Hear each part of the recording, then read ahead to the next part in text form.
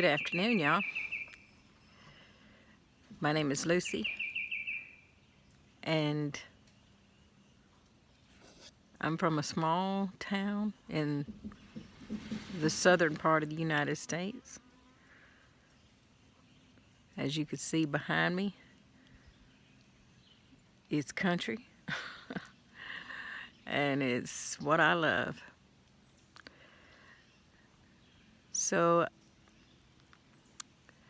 I am brand new to this, don't have a clue what I'm doing. Just hoping I'm going to have enough content to keep y'all interested. The plan is to take what I've got and make a homestead out of it. I live in a very tiny house. Well, it's not a tiny house.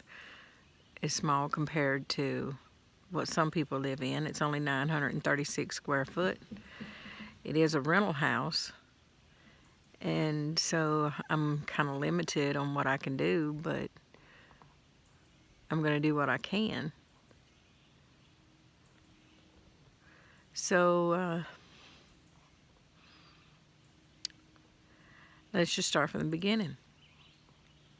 Probably just like everybody else, or most other people that have started their homesteads within the last year and a half, I've thought about doing this for a very long time, but when COVID hit, uh-oh, I'm knocking my tomato steak over. Sorry.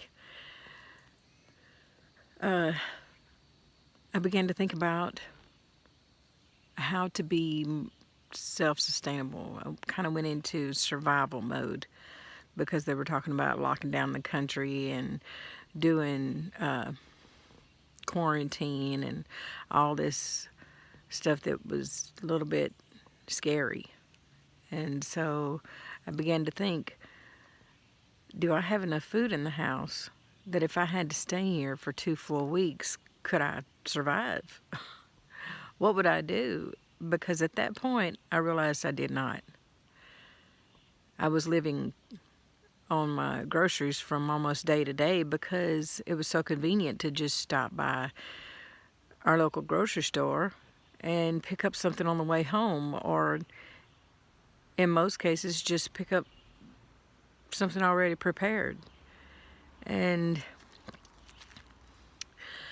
so when I realized that that was not sustainable, I decided to figure out ways that I could make sure I had enough groceries in the house for 2 weeks at a time or more. So I began to stock up on my groceries, and I learned how to can, and I'm still learning. It's still a learning process. And I tried to do a garden. Well, this spot back here that I'm standing on is my backyard, and it is at the most, I'd say it's 15 foot from the back wall of my house to a very steep drop off. So there's not much room to do anything. There's no grass. There's weeds. There's more grass now than there was last year. Last year it was right here there was all this overgrowth that come up and leaned over this area. So when I decided to do a garden, I had to ask somebody to come plow it up for me. And so I had somebody come in. I cleared it all out real good, and I had them come and plow it up for me. And it's funny because it's full of roots, and the guy that was plowing it, him and his wife was out here while I was at work, and they came back talking about how he had hit a root with that plow, and it sent him off down this hill behind me, and he couldn't do nothing but just follow it. He followed it right down the hill, And thankfully, you know, he could just walk it back up. He didn't have to drag it or tote it or anything, just walk it back up the hill. And he didn't get hurt, so everything was okay. So we got it tilled up, and I rode it up, and I planted some vegetables. And well, it was, to say the least, unsuccessful. I had corn and tomatoes and squash and zucchini. Well, I don't know if I had any zucchini, but I had cucumbers and a couple other different things, okra and stuff. But this ground is nothing but sand and red clay. So it didn't matter what I did to it. Just planting straight in the ground was not going to grow and produce any fruit. I did not know how to cultivate it, how to get it ready for growing vegetables. And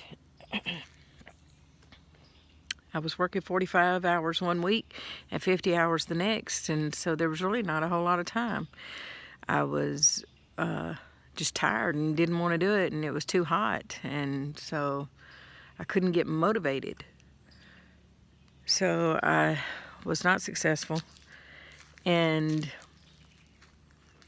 I had things to grow, and I actually had 1 or 2 tomatoes that came up, 1 or 2 cucumbers, but it just wasn't edible.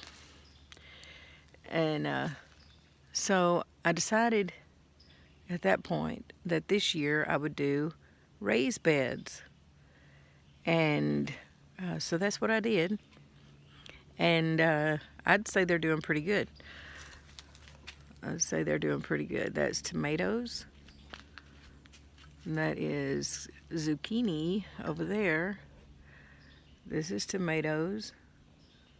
That is squash, cucumbers, and there is 1 eggplant. And then that far bed over there has okra. So it's doing pretty good. I expect to have a good harvest on it.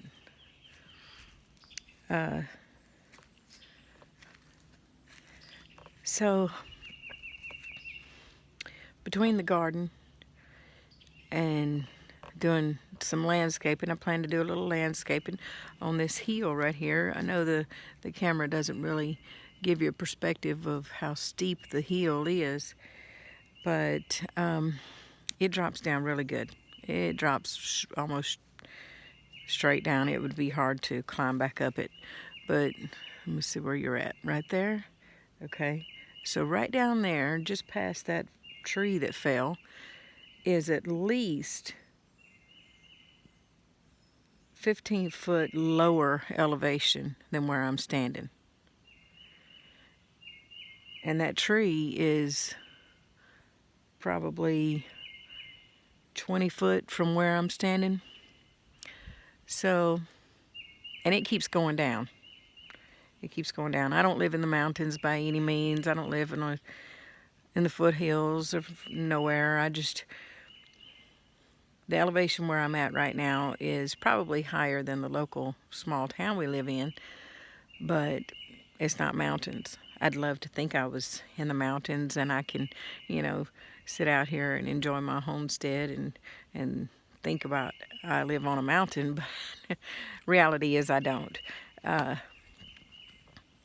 But anyways, so what I'm planning on doing, I'm going to do some landscaping out here. I'm going to maybe get some chickens and some goats. Not do a whole lot because, like I said, this is rental property, and the landlord actually lives right over there in that direction, on the other side of this valley right here. And so I'm not sure what all she would be willing to let me do, but she has said I could do some landscaping down in here. And thinking about putting a fire pit down there, make it a community spot where we can all get together and hang out. And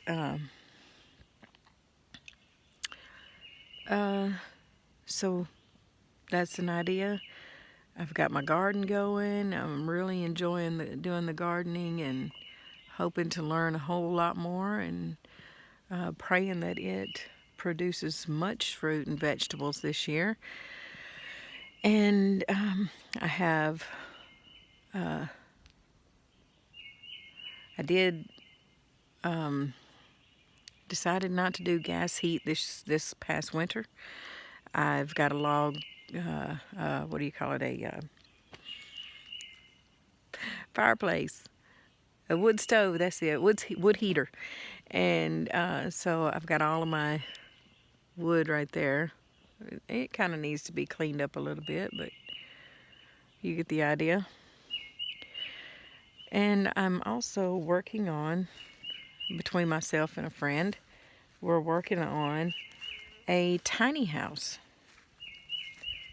The tiny house right now will just sit here in my yard until I'm able to purchase some land, and at that point build my homestead the way I want it. But right now it's right here. I'm building it on a camper frame. So the camper frame is actually 8 by 24, or maybe 8.5 by 24. But what we've done is it's got the floor on it. The floor is actually 10 foot wide by 24 foot long. Got it covered up with some tarps right now. And we've got the walls built. He's actually got them in his shop right now. He's got them built, and he'll be bringing them out here hopefully within the next couple of weeks. And we'll get the walls raised up on it and get the roof on it. And then I'll start working on the inside myself. But so then it'll be ready for when I do or am able to purchase some land. I'll be able to move it out to the land and have my house and not have a mortgage on it. And it'll be ready to live. It's going to be totally off grid, no plumbing and no electricity. And the guy that's helping me do it, he's just a friend, nothing more. He just does not understand why I want to build this house with no electricity and no plumbing. He's just constantly, you sure you don't want any plumbing in it? You sure you don't want electricity in it? Well, yeah, I'm sure, I'm positive. I just want to be off grid. I don't want to have to rely on the system at all because of what happened a year and a half ago. People were, scared and unsure of what the future was going to hold. And for me, I just wanted to get in gear and get my future more secure, more stable. So that's what I'm going to do. I did look at purchasing some land, and it didn't work out. And then I took another job because the job that I was working at was, like I said, 45 and 50 hours a week. It was 45 hours one week, 50 hours the next. And there was no time to do anything. There was no time to live life. All I was doing was getting up, going to work, and coming home just practically going to sleep because I was wore out. I was just working behind a desk, but everybody's job is hard on them. And I have worked a manufacturing job, and I have worked behind a desk. And when I was working the manufacturing job, I was wore out all the time. Came home, went to sleep every night, wore out.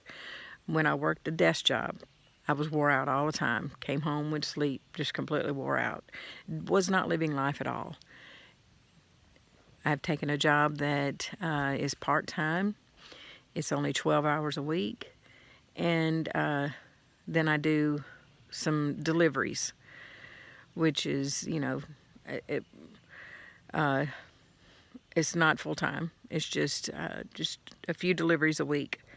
Excuse me. And so I'm happy with that. I'm able to get out here and tend to this garden and work on doing landscaping because I'm not so wore out that I'm not able to do anything.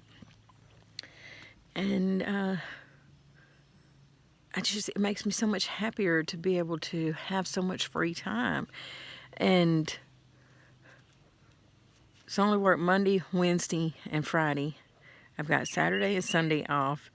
I've got tomorrow, Memorial Day, off, where when I was working in the retail industry, I did not have that day off.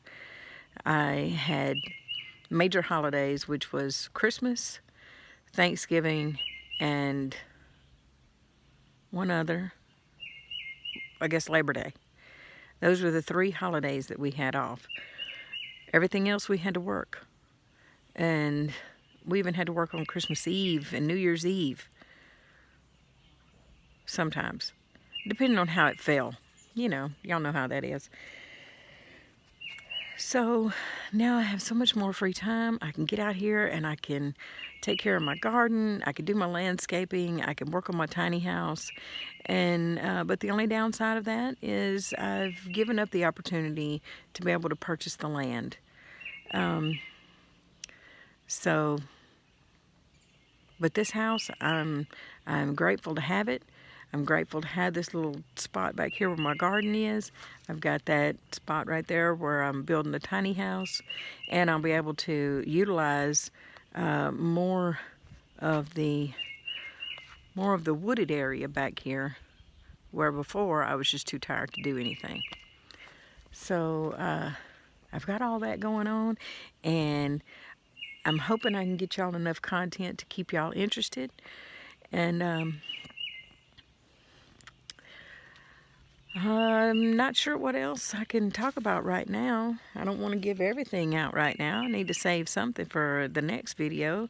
So I believe that I'm going to go ahead and end it there and invite y'all to like the page, follow the page, hit the notification bell, and maybe drop me a line or two, you know.